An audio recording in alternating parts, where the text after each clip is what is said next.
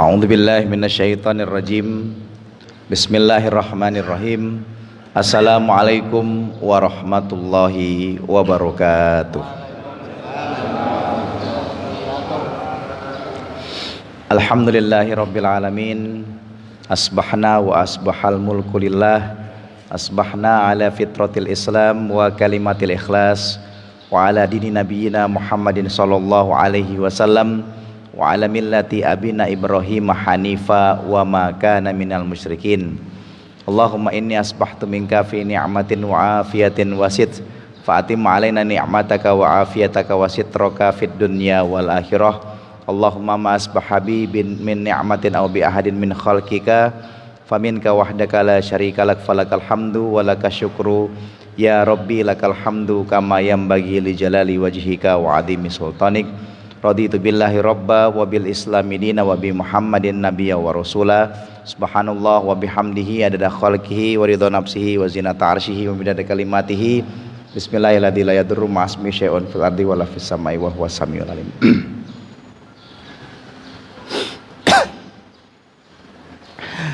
Jamaah salat subuh Masjid Al-Muttaqin yang sama dirahmati Allah Subhanahu wa taala.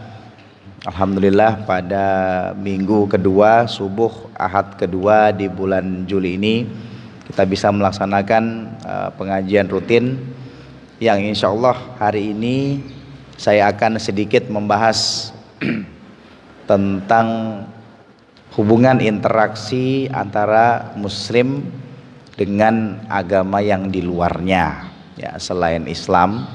Nanti kaitannya adalah dengan bagaimana kita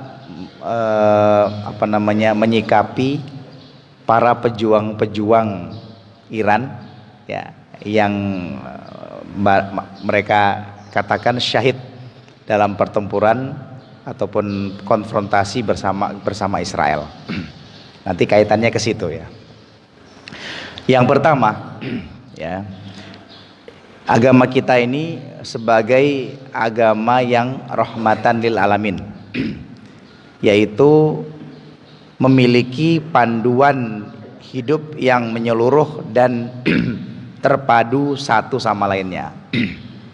Jadi kita ini di agama Islam, mulai dari kita bangun subuh tadi, salat subuh, kemudian nanti aktivitas sampai jam 10 malam, ya, menjelang istirahat lagi, itu semuanya ada panduan yang menyeluruh dan terpadu.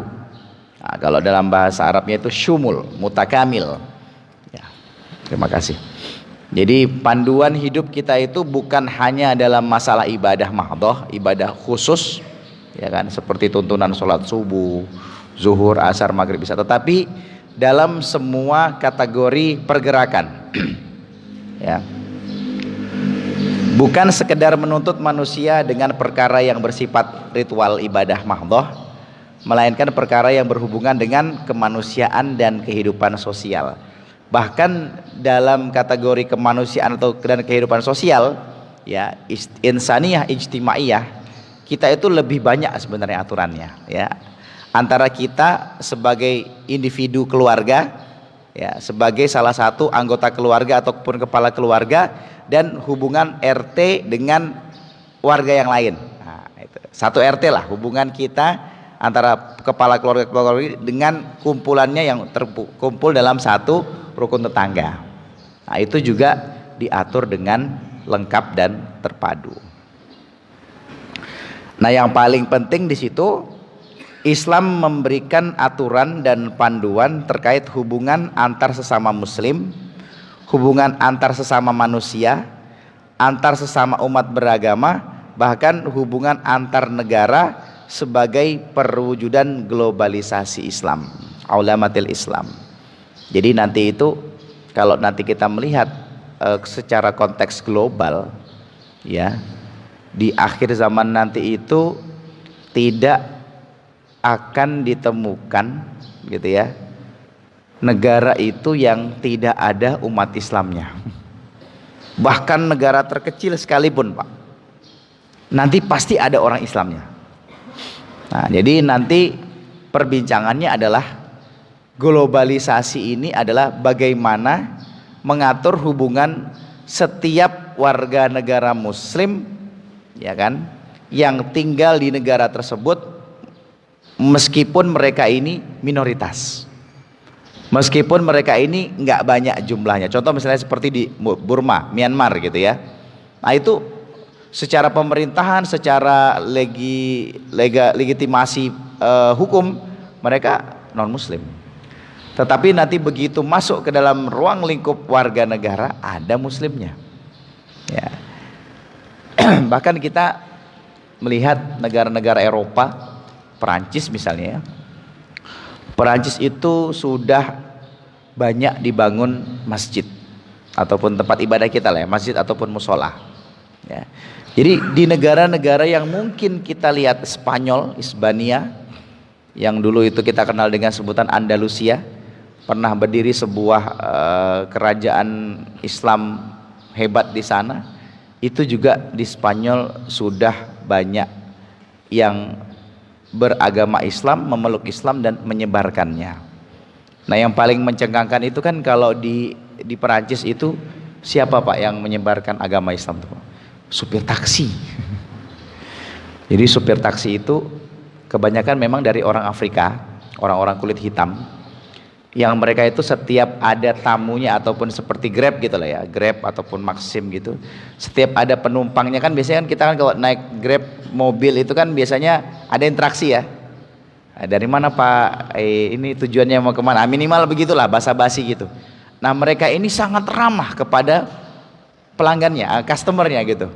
Jadi nanti berbicara dari awal perkenalan dan lain sebagainya, sampai nanti kalau jalannya itu jauh, misalnya perjalanan itu jauh, misalnya sekitar setengah jam, mereka menyampaikan nilai-nilai keislaman meskipun tidak disertai dengan dalil misalnya.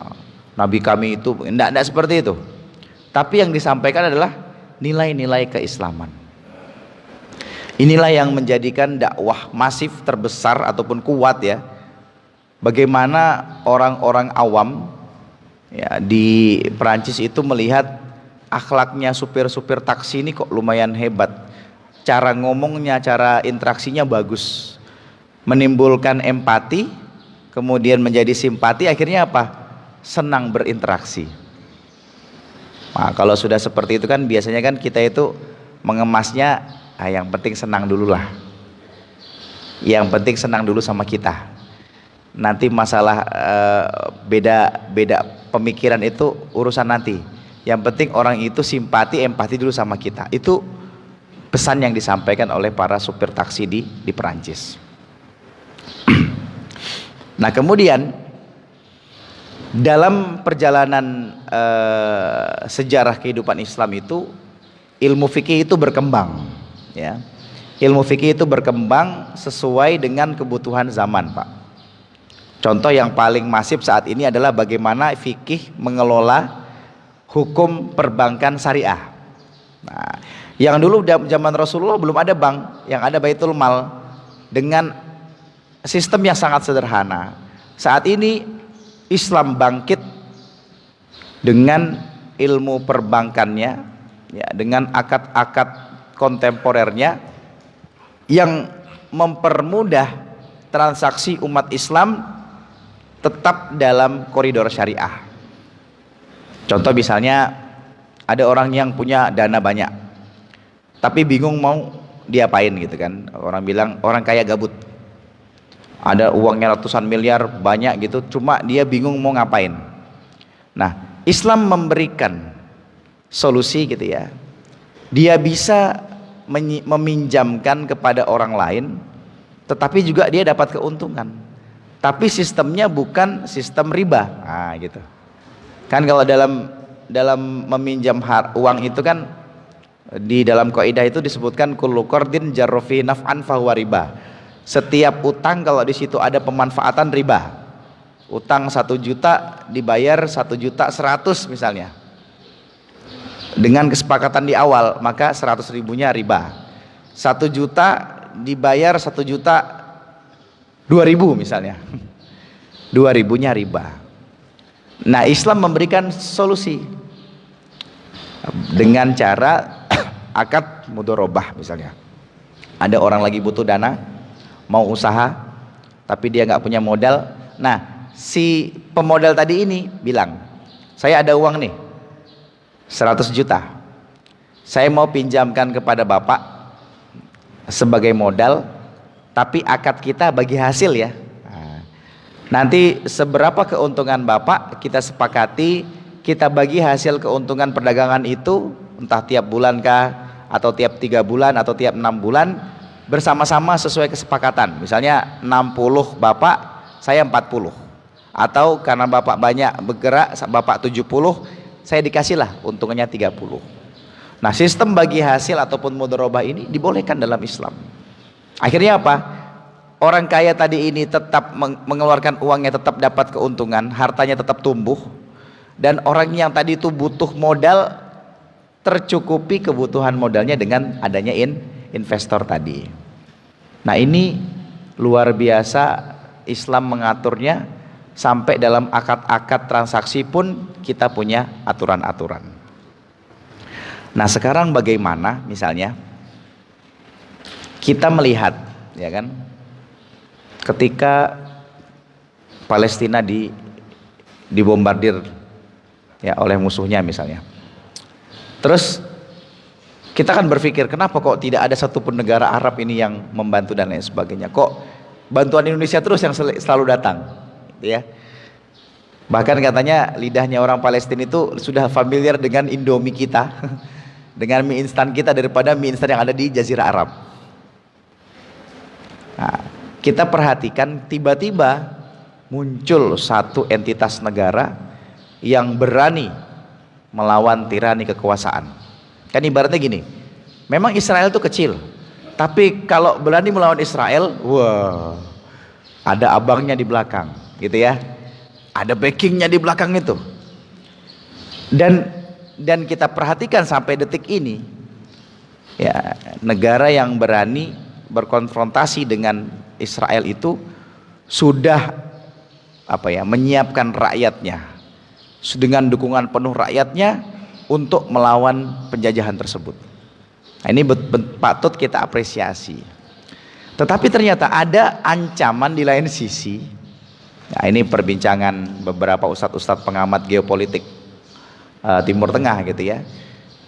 Kalau nanti misalnya, mungkin kadang-kadang sebagian kita itu ada yang berbahagia lah kalau saya lihat ya, dengan bagaimana Iron Dome bisa tembus, terus Tel Aviv juga kena bom dan lain sebagainya. Posisinya mirip-mirip sama Gaza sekarang gitu ya. Ada sebagian dari kita itu bangga, ternyata ada negara Islam yang berani membombardir Israel gitu ya, dengan alasan karena dia nyerang duluan. Oke, itu bukan kejahatan internasional. Karena apa? Dia nyerang duluan, terus ada serangan balasan. Tetapi di lain sisi, para jamaah sekalian, ada misi besar yang sedang diperjuangkan ataupun yang bisa jadi sedang disusun untuk menghadirkan Persia Raya di Timur Tengah. Nah, apa kaitannya Persia Raya itu? Yaitu menyebarkan pandangan keagamaan, yaitu yang kita kenal dengan Syiah. Nah, kalau berbicara mengenai masalah sekte, ya ini kan mereka ini kan mengakunya Islam gitu ya, tapi dia punya sekte sendiri. Syiah itu kalau kita lihat dalam sejarah ada banyak versi, ya. Ada Imamiyah, ada Itsna Asyariyah, ada Ibadiyah, ada Rafidhah, ya. Yang setiap sekte itu memiliki tingkat, kalau bahasa Ahlus Sunnah ini ya, kesesatan gitulah. Ada juga yang salah-salahnya, ada juga menyimpangnya ini, baik yang keras maupun yang lemah, yang ringan-ringan gitu. Nah, misalnya contoh dalam pandangan Ahlus Sunnah, Ibadiyah. Ibadiyah ini banyakkan adalah penduduk Oman. Penduduk Oman itu sebelah timurnya Yaman. Oman itu karena dia pakai pandangan Syiah Ibadiyah, mereka tidak sholat Jumat. Jadi tidak ada pelaksanaan ritual sholat Jumat setiap hari Jumat. Nah, itu termasuk apa namanya ya, penyimpangan dalam Islam yang ringan. Nah sedangkan bagi kita Ahlussunnah ini kan, kalau kita seorang muslim kita nggak sholat Jumat 3 kali aja Pak, laki-laki mukallaf ya, tanpa uzur syar'i, bukan karena hujan deras, bukan karena sakit, bukan karena, ya nggak ada masalah. Kenapa nggak sholat Jumat? Ya nggak apa-apa, saya mau nyantai-nyantai di rumah aja misalnya. Itu 3 kali berturut-turut kita dihukumi sebagai kafir ya. Meskipun kafirnya itu ya nggak langsung wah pokoknya kau murtad lah, enggak, tapi dihukumnya sama seperti orang kafir, tidak melaksanakan sholat Jumat selama 3 kali berturut-turut tanpa ada uzur yang dibenarkan oleh syariat. Nah Syiah Ibadiyah itu seperti itu ya. Penyimpangan paling ringannya adalah tidak sholat Jumat lah, kayak mana lah itu kan. Nah, mereka ngakunya Islam tapi secara mandatori ibadah ada yang tidak dikerjakan. Oke.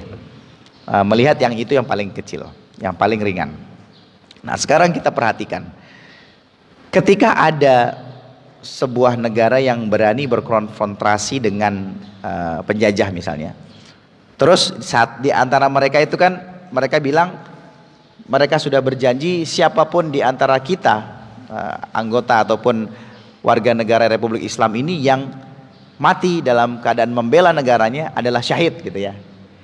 Bagaimana hukum kita ikut mendoakan mereka? Ini nih, ini agak sensitif. Bagaimana hukum kita ikut mendoakan mereka yang telah wafat? Nah, saya ingin bahas sedikit tentang beberapa dalil yang berkaitan dengan bagaimana posisi umat Islam ketika melihat saudaranya yang non muslim itu meninggal. Ya, ini dalam konteks agama gitu ya. Dalam surah At-Taubah ayat 84 disebutkan, a'udzubillahi minasyaitonirrajim, bismillahirrahmanirrahim, wala tusalli ala ahadim minhum mata abadan wala takum ala qabrihi innahum kafaru billahi wa rasulihi wa matu wa hum fasikun. Dan janganlah engkau Muhammad melaksanakan sholat untuk seseorang yang mati di antara mereka, yaitu orang munafik, selama-lamanya, dan janganlah engkau berdiri mendoakan di atas kuburnya. Sesungguhnya mereka ingkar kepada Allah dan Rasulnya dan mereka mati dalam keadaan fasik. Surah At-Taubah ayat 84 menyatakan bahwasanya Allah melarang kepada baginda Nabi SAW itu untuk mendoakan orang-orang munafik yang mati, yang sudah mati. Ini ya satu. Kemudian yang kedua dalilnya, maka nalin nabi walladzina amanu yastaghfiru lil musyrikina walau kanu uli kurba mim ba'di ma tabayyana lahum annahum ashabul jahim. Tidak pantas bagi nabi dan orang-orang yang beriman memohonkan ampunan kepada Allah bagi orang-orang musyrik, sekalipun orang-orang itu kaum kerabatnya, kaum kerabat dekatnya, setelah jelas bagi mereka bahwa orang-orang musyrik itu penghuni neraka jahanam. Kisah wafatnya Abu Thalib, paman Nabi ya, detik-detik wafatnya Abu Thalib, bagaimana Nabi berusaha meyakinkan kepada pamannya, ayo paman berislam, kalau engkau berislam maka aku berjanji dengan keislamanmu aku akan memberikanmu pertolongan nanti pada hari kiamat. Abu Thalib mati dalam keadaan Islam enggak? Enggak. Abu Thalib itu membekengi dakwah Nabi, tapi diajak berislam berat ya, diajak berislam berat. Saya ingin membacakan satu dalil dalam hadis riwayat Bukhari Muslim ya. Lamma hadrat Abu Thalib bin al-wafat dakhala alaihi Nabi sallallahu alaihi wasallam wa indahu Abu Jahal wa Abdullah bin Abi Umayyah faqala Nabi ayyam qul la ilaha illallah uhajju laka biha indallah. Faqala Abu Jahal wa Abdullah bin Abi Umayyah ya Aba Thalibin atarghabu an millati Abdul Muttalib. Faqala Nabi sallallahu alaihi wasallam la astaghfiranna laka ma lam unha anka. Fanazalat maka nalin nabi walladzina amanu an yastaghfiru lil musyrikin. Jadi ada diskusi ketika Abu Thalib akan wafat ya. Jadi ketika dia sudah sakaratul maut, di situ Nabi datang ke rumah Abu Thalib. Di sebelahnya Abu Thalib itu ada dua pamannya, yaitu Abu Jahal dengan Abdullah bin Abi Umayyah bin Mughirah. Jadi Rasul ini mencoba mengislamkan gitu lah ya, biar di detik-detik akhir hayatnya Abu Thalib itu Islam. Dia katakan, ya amma, wahai pamanku, ucapkanlah la ilaha illallah, yakni kalimat yang aku bisa membelamu di sisi Allah. Nah, jadi Rasul mengajak Abu Thalib pamannya itu untuk mengucapkan la ilaha illallah. Maka berkata Abu Jahal dan Abdullah bin Abi Umayyah, apakah engkau akan meninggalkan ajaran Abdul Muthalib, ajaran mbahnya gitu ya. Maka Rasulullah tidak henti-hentinya menyodorkan ucapan tersebut, dan dua orang tersebut pun terus mengulangi pertanyaannya sehingga Abu Thalib mengucapkan apa yang mereka ucapkan. Jadi Abu Thalib ini tetap enggan mengikuti ponakannya, lebih mengikuti Abu Jahal dengan Ibnu Abdullah bin Abi Umayyah, dan menolak apa yang disodorkan Rasulullah.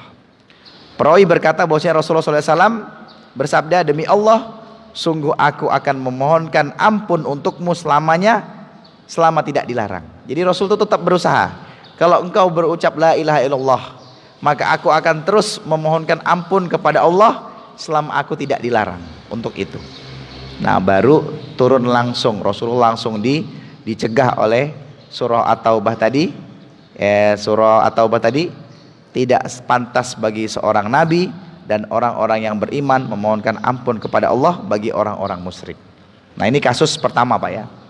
Jadi nabi itu dilarang mendoakan pamannya ataupun kalau sudah mati gitu ya. Karena apa? Pamannya jelas-jelas mati dalam keadaan syirik, kemusyrikan gitu. Nah, terus bagaimana dengan kisahnya Nabi Ibrahim? Nah, kita tahu bahwasanya bapaknya Nabi Ibrahim Azar ini dedengkotnya musyrik gitu ya, sering bikin patung berhala. Bapaknya Nabi sering bikin patung berhala. Ya. Nabi Ibrahim pernah mendoakan bapaknya, meminta ampun kepada Allah. Nah, yang kayak itu dikatakan, dan Allah tidak mencegahnya. Itu dikatakan para ulama, ini adalah pengecualian. Karena apa? Nabi Ibrahim ketika ayahnya masih hidup, dia pernah berjanji kepada bapaknya, Pak, aku nanti tetap akan mendoakanmu jika engkau nanti memang mau betul-betul ikut agama Hanifiyah Samha ini, agama yang lurus ini, maka aku akan mendoakanmu. Sekalipun engkau tidak mengikutinya, maka aku tetap akan mendoakanmu. Nah, maka di situ Allah tidak ada mencegah ataupun memberikan sebuah warning kepada Nabi Ibrahim. Nah, itu dikatakan sebagai janji yang harus ditunaikan oleh Nabi Ibrahim kepada ayahnya. Nah, dalam hadis yang lain Rasul pernah berbicara, ista'dzantu rabbi an astaghfiru li ummati li ummi falam ya'dzan li wasta'dzantuhu an azura qabraha fa'adzin li. Aku memohon izin kepada Robku, kata Rasulullah, agar mengampuni ibuku, namun dia tidak mengizinkanku. Lalu aku memohon izin agar dia mengizinkanku bisa berziarah ke kuburnya, dia pun mengizinkanku. Nah, jadi memang ada perbincangan di antara ahlul hadis itu mengenai posisi bapak dan ibunya Rasulullah. Karena memang ada petunjuk-petunjuk dalam hadis, tapi saya tidak membahas perkara ini. Ya, karena kalau nanti kita bahas dalam forum terbuka akan menghasilkan komentar-komentar yang tidak baik ya, yang nanti itu bisa menjatuhkan marwah Nabi kita bagi Nabi SAW mengenai posisi ayah dan ibunya. Jadi Rasulullah pernah meminta izin untuk meminta ampun kepada ibunya, Allah tidak mengizinkan. Dalam hadis yang lain ya, pernah datang kepada Nabi namanya Tufail bin Amr ad-Dausi. Ya, qadima Tufail bin Amr ad-Dausi wa ashabahu ala Nabi sallallahu alaihi wasallam faqalu ya Rasulullah inna dausan asad wa abad fad'ullaha 'alaiha faqila halakat daus qala Allahumma hdi dausan wa'ti bihim. Jadi seorang dari Bani Daus, namanya Bani keturunan Daus namanya Tufail bin Amr ad-Dausi dan kawan-kawannya datang menuju Nabi. Mereka ini mencoba sudah untuk berdakwah menghadapi kaum Daus tadi itu, tapi nggak ada yang mau menerima dakwahnya. Saking jengkelnya mereka datang kepada Nabi, ya Allah, ya Nabi, tolong doakan kehancuran. Gitu ya. Ini tolong doakan kehancuran kaum Daus ini. Ini kaumku ini sudah saya dakwahi, sudah saya berikan peringatan, nggak ada yang mau dengar. Tetapi apa yang dilakukan Rasulullah, Allahumma hdi dausan. Ya Allah, berikanlah petunjuk kepada kaum Daus dan datangkanlah mereka kepadaku dalam keadaan beriman, berislam. Ini sama dengan doa yang Rasulullah berikan kepada kaum kaum Bani Thaqif di Taif, ketika malaikat Jibril menawarkan, bagaimana jika aku suruh malaikat penjaga gunung itu untuk menimpakan gunung ini ke atas Bani Thaqif di Taif. Kenapa? Mereka sangat durhaka kepadamu wahai Nabi. Terus apa yang dikatakan Nabi? Allahumma ihdi qaumi fa innahum la ya'lamun. Ya Allah, berikanlah petunjuk kepada kaum ini, sesungguhnya mereka ini belum paham tentang Islam. Jadi Rasulullah itu tidak mudah gitu ya, tiba-tiba dikasih sinyal dari malaikat Jibril karena dakwahnya yang berat, terus misalnya, ayo maukah Rasul saya timpakan gunung ini ke atas mereka? Kata Rasul, enggak usah, saya berdoa aja kepada Allah supaya keturunan mereka nanti datang kepadaku secara berbondong-bondong dengan memeluk agama Islam. Dan ternyata betul, ketika Rasulullah sudah berada di Madinah kan, ketika Islam sudah berjaya, Bani Thaqif itu kelompok yang paling kuat Jazirah Arab datang untuk berislam. Nah, ini diantara bagaimana Rasulullah berinteraksi dengan orang-orang yang belum benar keislamannya ataupun orang-orang yang musyrik. Nah, terus bagaimana ketika misalnya ada pejuang-pejuang Iran yang notabene-nya mereka adalah Syiah, mereka wafat misalnya, bagaimana posisi kita? Apakah kita ikut mendoakan, ya Allah masukkan mereka ke dalam surga? Mereka ini Syiah mereka ini mendustakan agamamu juga gitu kan. Bahkan kan mereka menganggap kan pemimpinan tertinggi mereka itu Ayatullah Khomeini itu kan wakil Tuhan di bumi. Woi, ngeri Pak, wakil Tuhan. Kalah wali itu, waliullah itu kalah itu kalau begitu, wakil Tuhan, perwakilan Tuhan Allah di bumi, kan itu kan melampau gitu ya. Nah, kalau dalam pandangan para ulama, ini saya bacakan ya, pendapat Imam Nawawi, as-salatu alal kafir wa du'a'u bilahu bil maghfirah haramun binasil Quran wa sunnah. Pendapat pertama, Imam Nawawi mengatakan mensolatkan dan mendoakan ampunan bagi non muslim haram berdasarkan nas Al-Quran dan sunnah, berdasarkan dalil Quran dan sunnah. Jadi yang pertama itu mendoakan dan mensolatkan, berarti ini posisinya adalah setelah mereka meninggal. Nah, terus gimana kalau kita takziah ke tempat tetangga yang non muslim, ya ikut datang, ikut menghormati tanpa harus mendoakan, gitu ya.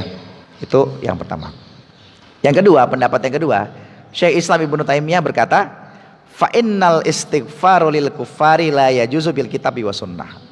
Ibnu Taimiyah mengatakan sesungguhnya memohonkan ampun untuk non muslim tidak diperbolehkan berdasarkan Al-Quran, hadis dan ijma. Nah, karena tadi kita mengatakan bahwasanya Syiah ini tidak masuk dalam sekte kita, dalam pahaman kita, maka mereka sejatinya adalah non muslim. Karena walaupun mereka mengaku kami ini Islam, tapi banyak sekali landasan-landasan akidah kita yang mereka ingkari.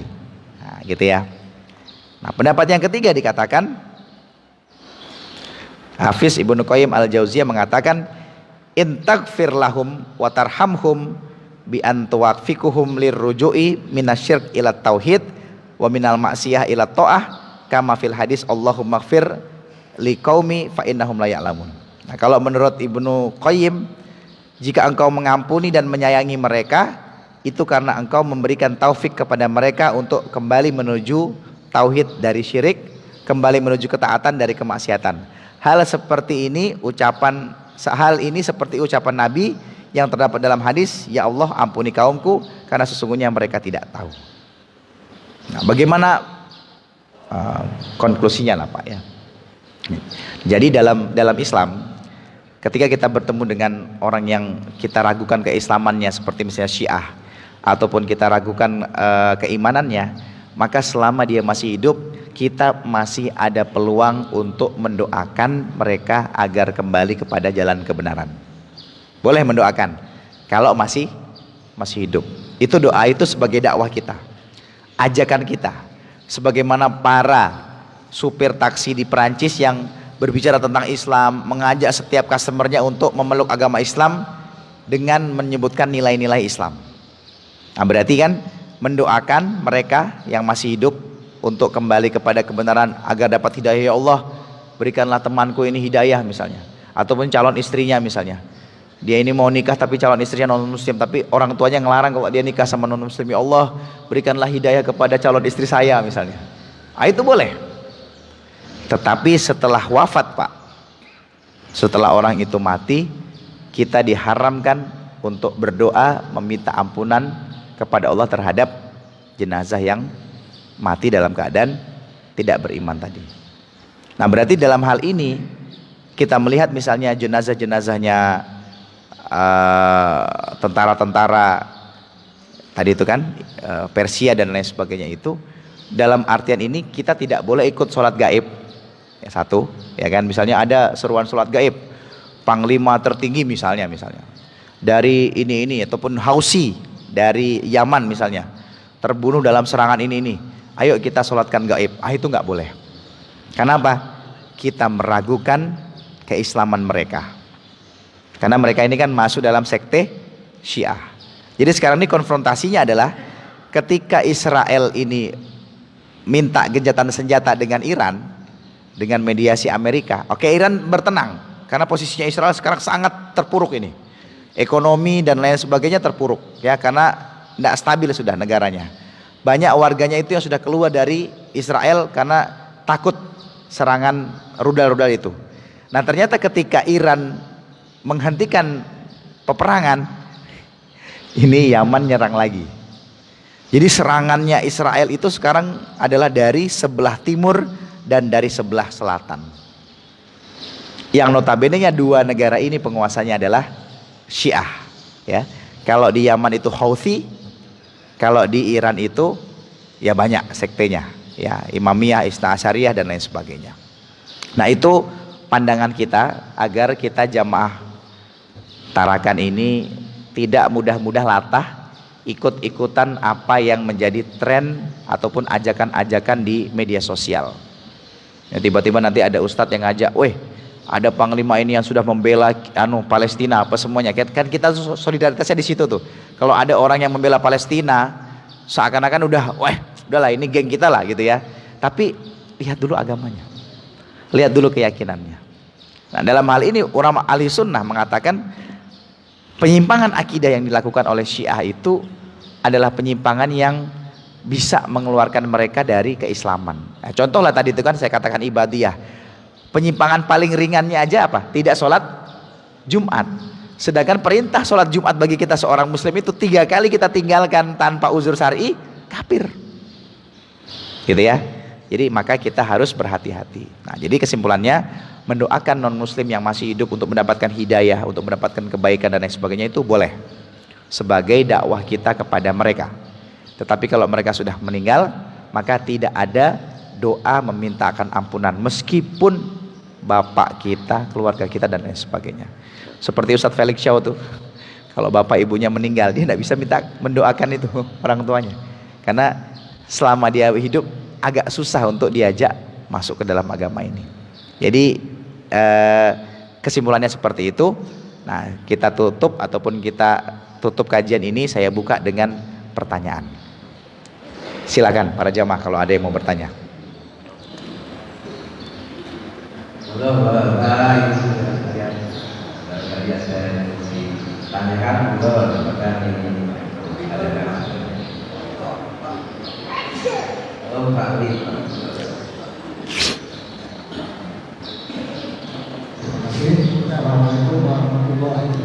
Waalaikumsalam warahmatullahi wabarakatuh.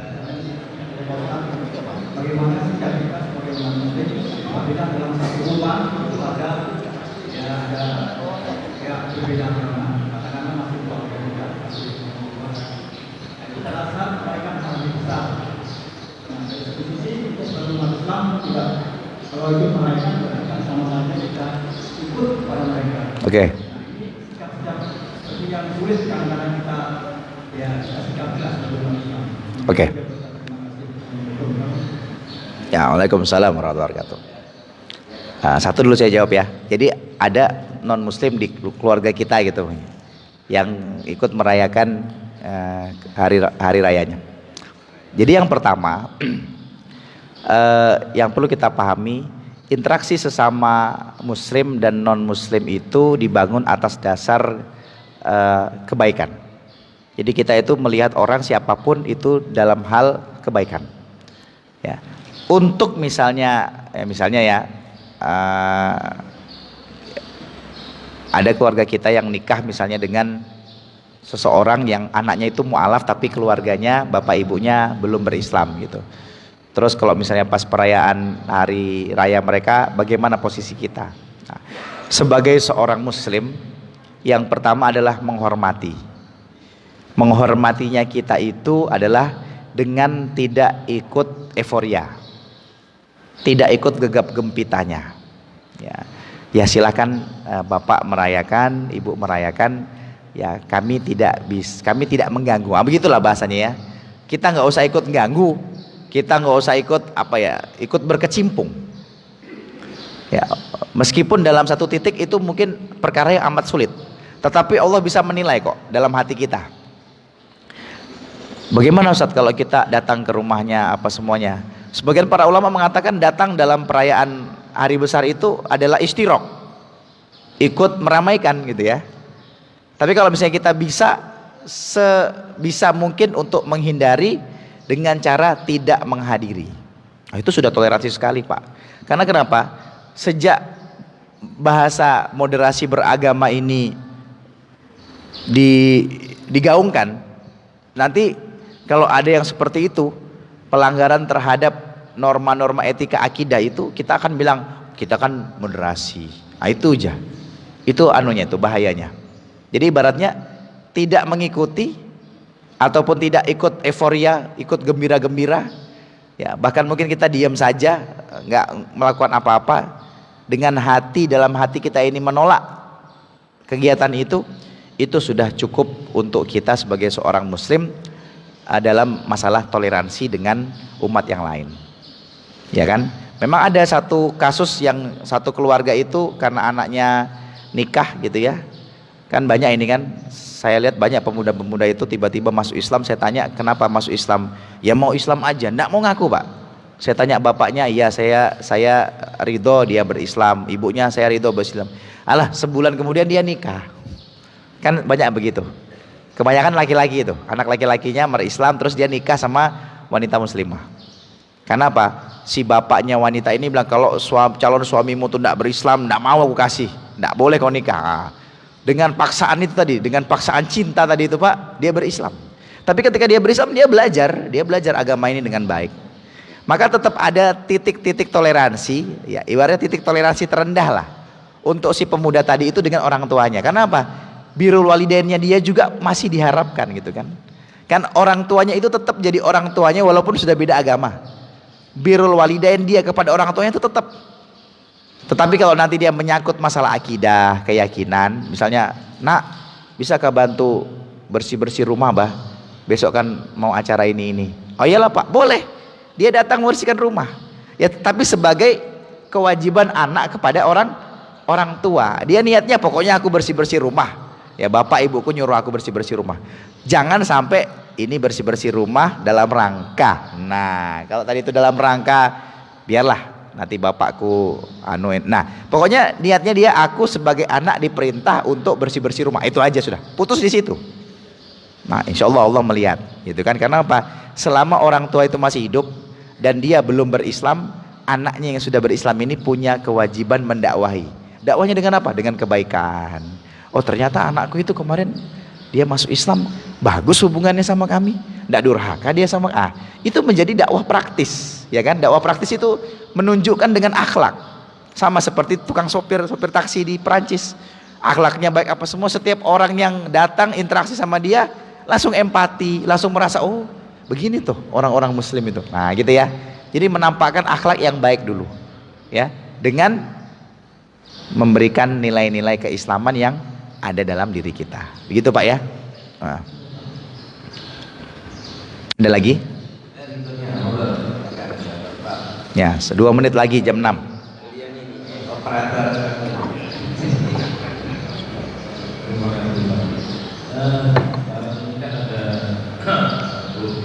gitu ya. Giliran itu ada teks, ada apa itu, gambar info-info, innalillahi wa inna ilaihi raji'un, dan seterusnya. Ini ada di grup saya, ada berita menunjukkan orang muslim. Kita gimana ya? Klik yang itu. Yang template tuh Pak ya, langsung template tuh ya. Itu gimana itu? Padahal yang muslim kan ada doa gitu. Tapi ada doa gitu. Ya, oke. Nah ini sudah kontemporer kalau sudah masalah gini. Jadi terkadang Pak, kita lihat substansinya gini. Terkadang orang itu begitu dapat aja berita kematian, dicari ya sudah. Mana stikernya tuh, cetek gitu. Bukan pun dibaca. Begitu innalillahi wa inna ilaihi raji'un telah berpulang ke rahmatullahi ini misalnya kan, kalau yang muslim kan biasanya di grup tuh langsung template, tek ada gambar kuburan, ini doa gitu kan, pakai stiker bah, gue bilang betul-betul orang ini malas, betul doakan pakai tangan, nulis di tangan, nulis dengan jarinya malas, pakai stiker semuanya kan. Itu terkadang secara tertulis nampak di grup WA tuh dia mendoakan, tapi belum tentu lidahnya, hatinya itu sama Pak. Beda kalau kita dulu dengar ya, meninggal sudah tetap, oh innalillahi wa inna ilaihi raji'un, kan langsung nih kita kadang-kadang refleks mulut kita langsung, iya kah innalillahi wa inna ilaihi raji'un, ya Allah orang baik dia tuh. Itu tuh betul Pak, refleks dengan mendoakan. Tapi kadang-kadang kalau di grup nih habis bangun subuh gitu, meninggal deh, langsung cari cari apa? Cari stiker. Belum pun sempat lidahnya mengucapkan ataupun mungkin hatinya, cari lu stiker. Yang penting sudahlah kita muncul di situ. Jadi kan secara tindakan seakan-akan di situ tulisannya mendoakan. Tapi secara lisan, ya kan? Kita itu kan Pak, sholat itu kan harus baca ya. Nggak boleh sholat itu nggak baca cuma Allahu Akbar dalam hati. Nggak bisa. Harus qomat kamit. Qomat kamit itu menandakan bahwasanya kita membaca ayat itu. A'udzubillahi minasyaitonirrajim. Bismillahirrahmanirrahim. Biarpun tidak ada suaranya, tapi itu dilafadzkan. Begitu juga lafadz mendoakan orang. Sudah aku doakan. Begitu aja. Nggak ada qomat kamitnya. Jadi ibaratnya kalau orang yang mengatakan tadi itu kan, dia diam begini. Ngapain kau tadi itu lama betul? Sholat aku. Nggak dikatakan sholat Pak. Kenapa? Tidak ada pergerakan fisik. Nanti dibalas tuh. Diam deh. Ngapain kau tadi? Aku tadi baru makan KFC. Enggak lah. Enggak ada kau makan. Kulihat kau diam aja. Iya. Ruhku yang makan misalnya. Ini orang-orang hakikat kan gitu kan kadang-kadang. Diam-diam begini tiba-tiba lama gitu. Ditanya sama temannya. Ngapain tadi? Aku sholat zuhur tadi tuh. Hebatnya. Nah sama juga Pak. Kalau dia mau makan ayam, mau makan gitu, kalau kau mau makan kau diam gini aja lah, bayangkan makan itu kenyang nanti tuh, kan tidak bisa, harus datang ambil nasi, ambil ayam, ambil apa, makan, ada fi'liyahnya, ada apa namanya itu ya, ada kegiatannya lah. Nah sekarang kita kembalikan tadi itu, mendoakan dengan betul-betul Allahumma gfir lahu warhamhu wa'afihi wa'afu anhu wa akrim nuzulahu wa wasi' madkhalahu waghsilhu bil ma'i wath-thalji wal barad wa naqhi minal khotoya kama naqaita thawbal abyadu minad danas wa abdilhu daran khairan min dari wa zaujan khairan min zaujihi wa aidhu min adzabil qabri wa min adzabin nar. Yang kita ucapkan dengan cuma stiker, mana kira-kira yang lebih afdol? Ya, sama aja tadi itu yang dengan stiker itu ya cuma kan begitu ya. Dengan fi'liyah kita yang mengangkat tangan, terus berdoa, membaca ayat-ayat ataupun sekedar ya Allah ampunilah dosanya, sesungguhnya dia adalah orang baik, itu betul-betul fi'liyah berdoa. Karena memang secara bahasa sholat itu doa, tapi doa yang kayak mana? Doa dengan kaifiyat muhtatahatun bit takbiri wa muhtatamatun bit taslim, dibuka dengan takbir dan diakhiri dengan salam. Kalau ndak ada fi'liyah itu, nggak ada perbuatan itu, belum sholat. Nah jadi kalau saya pahami, mendoakan orang dalam grup ya dengan cuma ngasih stiker itu belum mendoakan. Dia cuma membalas WA-nya temannya. Tek. Ya. Nah makanya cari juga stiker-stiker mungkin yang umum lah kan, yang tidak ada kaitannya dengan akhirat misalnya, karena kita siapkan untuk apa namanya yang tadi itu. Bagaimana kalau kita bilang semoga husnul khotimah, nah itu mendoakan tuh. Bagaimana kita mendoakan orang husnul khotimah sedangkan dia tidak beriman, ya kan? Nah jadi begitu ya, jadi ibaratnya kalau misalnya ada berita, ketahui dulu siapa yang meninggal. Kalau memang mau mendoakan, tulislah itu, tulis dengan baik, saya mengenal beliau adalah orang baik dan beliau selama hidupnya selalu begini, sebutkan kebaikan-kebaikannya kan. Habis itu kita doakan semoga husnul khotimah. Udah. Ketimbang tadi pakai stiker yang panjang, udah digambar-gambari, ada gambar orang ngangkat jenazahnya, terus ada tulisan-tulisannya luar biasa sekarang Pak, luar biasa. Saya bilang itu belum mendoakan, itu baru balas pesan di WA itu. Begitu ya Pak ya.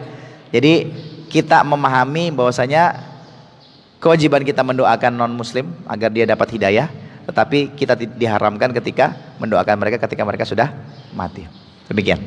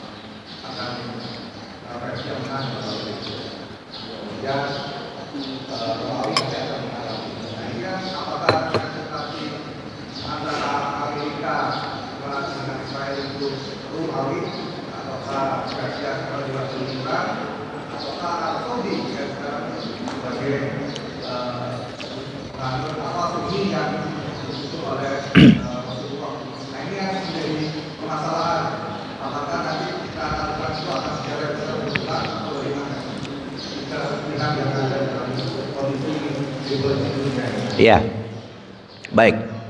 Jadi ketika Rasulullah mendoakan itu kan gulibatir Rum, dalam surah Rum itu kan Rasul mengatakan Rum ini akan dikalahkan.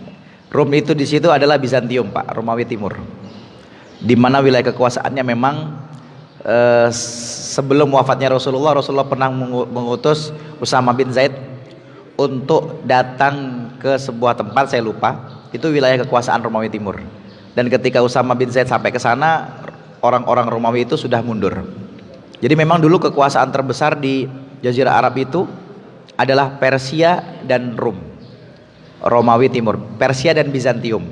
Dan kita ketahui dua kerajaan besar ini dia punya mata uang Pak, emas dan perak. Kalau nggak salah Bizantium itu dinar, emas, Persia itu adalah perak, karena di sana banyak tambangnya gitu, bisa jadi.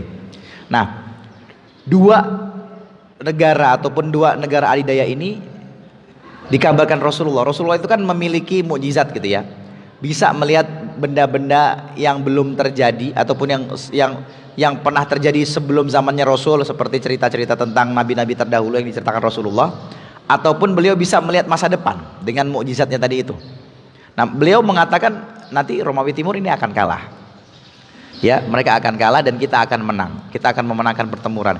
Itu sebagai informasi kepada umat Islam pada saat itu dan sebagai penguatan kepada mereka sebelum Rasulullah wafat.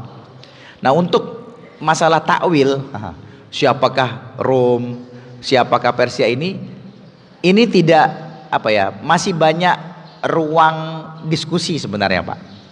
Jadi kalau misalnya kita melihat, bisa jadi Allah ingin menghancurkan penjajah itu dengan kelompok mereka sendiri kan bisa. Yukhribuna buyutahum biaidihim wa aidil mu'minin. Bisa jadi mereka dengan kelompoknya sendiri yang saling baku hantam, ya, yang saling cakar-cakaran sampai mereka hancur. Nanti penghujung-penghujungnya baru nanti Islam yang akan menghabiskan.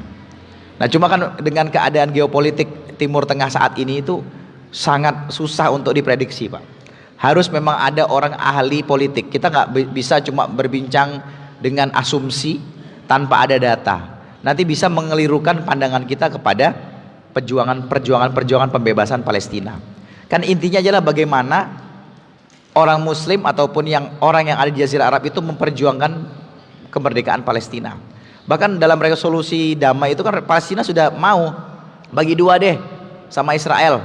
Tapi kan masalahnya Zionis ini punya misi menguasai semuanya. Karena mereka bilang Ardun Mubarak, di sana itu adalah kampung ataupun bumi yang diberkahi menurut mereka. Bahkan itu menurut orang-orang dalam kitab suci Injil juga dikatakan mereka itu adalah kelompok yang diberkahi, ya kan? Nah, keyakinan itu sangat sulit, Pak.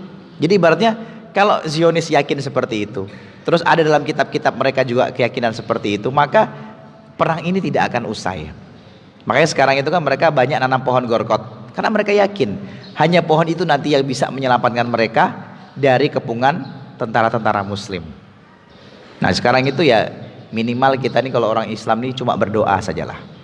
Berdoa bagaimana orang-orang Palestina ini masih bisa melaksanakan ibadah, bisa melaksanakan kehidupannya, dan masih bisa berjuang untuk menyelamatkan ataupun membebaskan Al-Quds, ya kan, sebagai kiblat pertama umat Islam. Itu aja.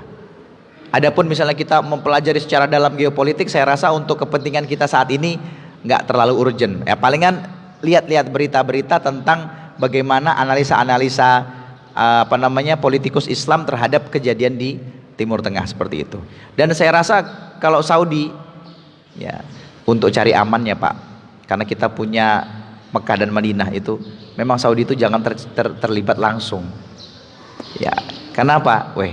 Kalau nanti diserang rudal waliyadzubillahi ta'ala misalnya Masjidil Haram kah atau infrastruktur gitu, nggak bisa sudah kita pergi haji Pak, mundur lagi nanti kuota kita. Harusnya haji tahun 2030 gara-gara infrastrukturnya rusak misalnya, wah mundur lagi nanti kan. Jadi Saudi Arabia itu tenang aja lah, biar negara-negara yang di sekeliling-sekelilingnya itu yang tidak punya, karena kita punya kepentingan dengan Arab Saudi itu berhaji dan umroh, ya kan. Kalau mereka itu jangan diganggu, tidak usah ikut-ikutan, yang lain saja ya, terserah bagaimana Allah Subhanahu wa taala nanti caranya, yang penting kita juga melihat dan mendoakan ya. Kemarin yang video terbaru itu kan bagaimana Hamas membombardir tentara yang sedang eskapator tempat kan. Ternyata tentara-tentara Israel itu nggak setangguh apa yang dibicarakan gitu. Dan kendaraan mereka, persenjataan mereka juga tidak sehebat yang digaungkan di dunia.